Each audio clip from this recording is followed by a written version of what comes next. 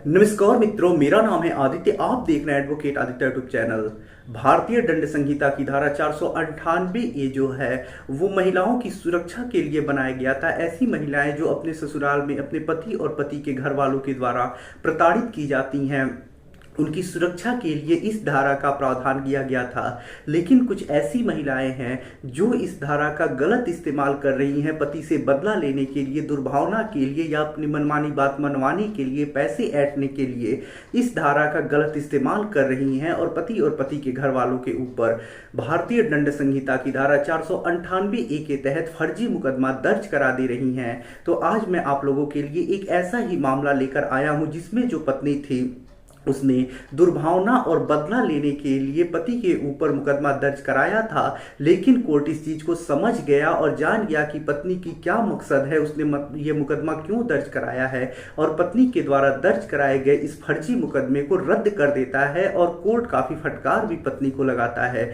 तो चलिए इस मामले के बारे में डिटेल में समझते हैं। तो चलिए वीडियो को शुरू करते हैं। वीडियो में आगे बढ़ने से पहले मैं आपको एक महत्वपूर्ण जानकारी देना चाहता हूं। मेरी एक किताब पब्लिश हुई है जिसका नाम है legal guide for husband in matrimonial cases. अब जैसा इस किताब का नाम ही है legal guide for husband in matrimonial cases, तो इस किताब के नाम से ही आप इस किताब का उद्देश्य भी समझ सकते हैं। तो देखिए, ये जो किताब है, ऐसे पति जो भारतीय दंड संहिता की धारा 498 ए के झूठे केस से परेशान है, मेंटेनेंस केस से परेशान है या फिर किसी प्रकार के कोई भी मैट्रिमोनियल केसेस से परेशान है, तो ऐसे ही परेशान पतियों के लिए ये किताब लिखी गई है।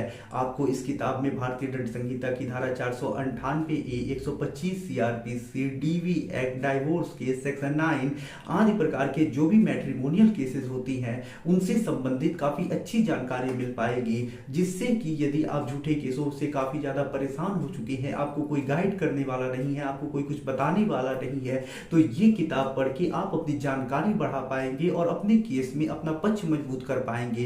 क्योंकि जब आपको जानकारी होगी, आप चीजों को जानेंगे, कानून को अच्छी तरह से जानेंगे, तो आपको कोई ठग भी नहीं पाएगा, ठग के पैसे भी नहीं ऐंठ पाएगा। साथ ही साथ आपका जो केस है उसमें आप अपना पक्ष भी मजबूत कर पाएंगे।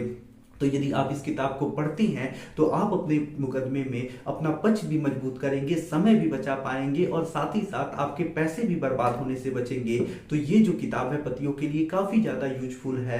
इस किताब का जो मूल्य है वो 550 रुपए है, प्लस 100 रुपए कोरियर चार्ज है। लेकिन अभी 50 रुपए इस किताब पे डिस्काउंट दिया जा रहा है। तो यदि आप इस किताब को बाई करना चाहते हैं तो मेरा व्हाट्सएप नंबर आपको स्क्रीन पे दिखाई दे रहा होगा, आप उस पर मैसेज करिएगा कि मैं किताब खरीदना चाहता हूं। आगे का प्रोसेस मैं आपको बता दूंगा। तो देखिए, आज के जिस जजमेंट के बारे में मैं आपको बताऊंगा काफी ज्यादा महत्वपूर्ण जजमेंट है और काफी ज्यादा इस जजमेंट के जरिए पतियों को मदद मिलने वाली है, हौसला मिलने वाली है। और यदि उनका भी ऐसा ही मामला होगा तो वो भी अपने मामले को इस जजमेंट के आधार पर क्वेश भी करा पाएंगे।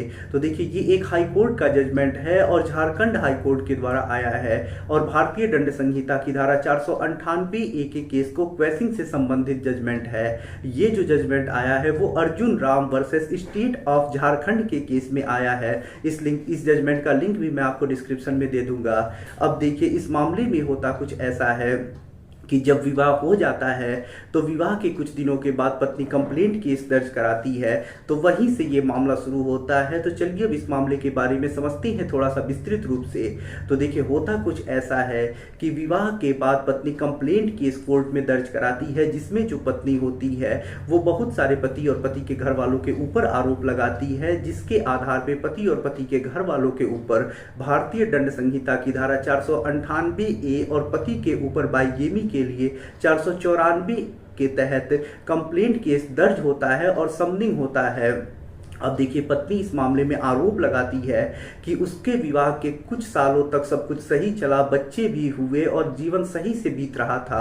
उसके बाद पति का कहीं अन्य संबंध हो गया। उसके बाद वो पति से लड़ाई झगड़ा करने लगा, उसके घर वाले भी उससे लड़ाई झगड़ा करने लगे, उसे परेशान करने लगे। उसके बाद एक दिन पत्नी अपने मायके गई। जब पत्नी मायके गई और वापस लौट के आती है तो देखती है कि उसकी जो अलमारी थी उसमें से गहने निकाल लिए गए थे, सारे सामान निकाल लिए गए थे।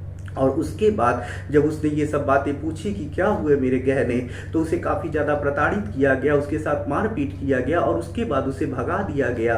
और इसके बाद जो पत्नी थी उसने कंप्लेंट केस दर्ज कराया और उसमें ये सारे आरोप लगाए कि शादी के कुछ दिनों बाद सब कुछ सही लगा, उसके बाद मुझे काफ़ी ज़्यादा प्रताड़ित किया जाने लगा, परेशान किया जाने लगा, ऐसी ऐसी घटनाएं मेरे साथ हुई। तो ये सारे आरोप लगाए उसने एक ही बार में और कंप्लेंट केस दर्ज कराया।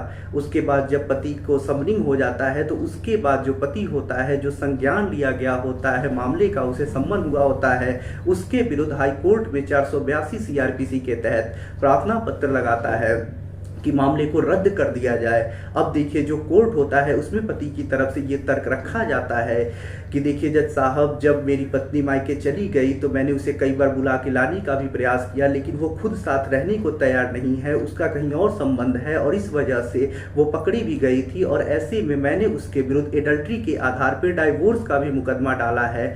जब मैंने डाइवोर्स का मुकदमा डाल दिया उसके बाद पत्नी ने बदला लेने के लिए, प्रतिशोध के लिए ये मामला दर्ज कराया है।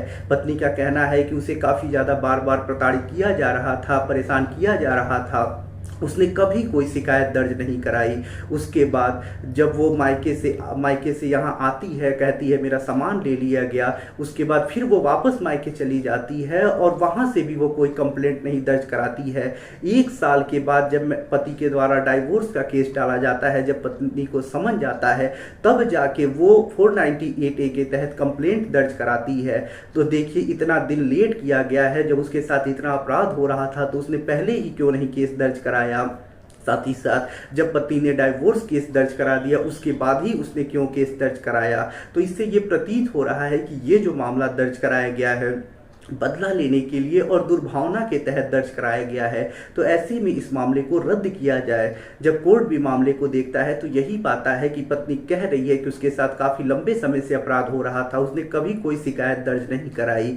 पत्नी कह रही है कि उसका सामान ले लिया गया, मारपीट के घर से निकाल दिया गया, पति का अवैध संबंध था, उसने दूसरी शादी कर ली और ये सब आरोप लगा रही है। लेकिन जब उसे घर से निकाला गया, अंतिम बार वो मायके गई, तो उस समय कोई एक्शन उसने नहीं लिया, कुछ नहीं लिया। 1 साल के बाद जब पति डाइवोर्स का केस दर्ज कराता है उसके बाद उसे याद आया कि मुझे कंप्लेन करना चाहिए, तब वो कंप्लेन कर रही है।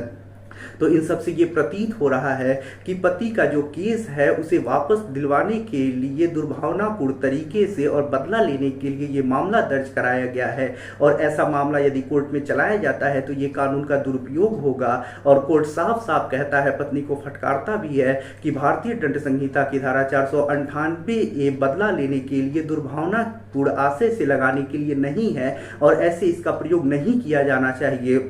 और जो कोर्ट होता है मामले को क्वैश कर देता है और जो संज्ञान आदेश हुआ है उसे ख़त्म कर देता है। तो देखिए ये जो जजमेंट आया था पति के पक्ष में काफ़ी महत्वपूर्ण जजमेंट है और इस जजमेंट के जरिए आपको भी कुछ चीज़ें जानने को मिली होंगी, साथ ही साथ आपका भी हौसला बढ़ा होगा। आशा कर रहा हूँ जानकारी आपको काफ़ी ज़्यादा पसंद आई होगी। यदि आप किसी कानूनी समस्या से परेशान हैं और ऐसे में आप मुझसे फ़ोन पे बात करके अपनी कानूनी समस्या का समाधान प्राप्त करना चाहते हैं तो मेरा व्हाट्सएप नंबर आपको स्क्रीन पे दिखाई दे रहा होगा। आप मुझसे मैसेज करके अपॉइंटमेंट लेके फ़ोन से बात कर सकते हैं। आशा कर रहा हूँ वीडियो आपको काफ़ी ज़्यादा पसंद आया होगा। वीडियो पसंद आया हो तो वीडियो को लाइक करें, अपने दोस्तों के साथ शेयर करें और यदि आप चैनल पर नए हैं तो चैनल को सब्सक्राइब करके बेल आइकन को दबाएँ। मिलते हैं नए वीडियो के साथ अगले दिन, तब तक के लिए जय हिंद, जय भारत।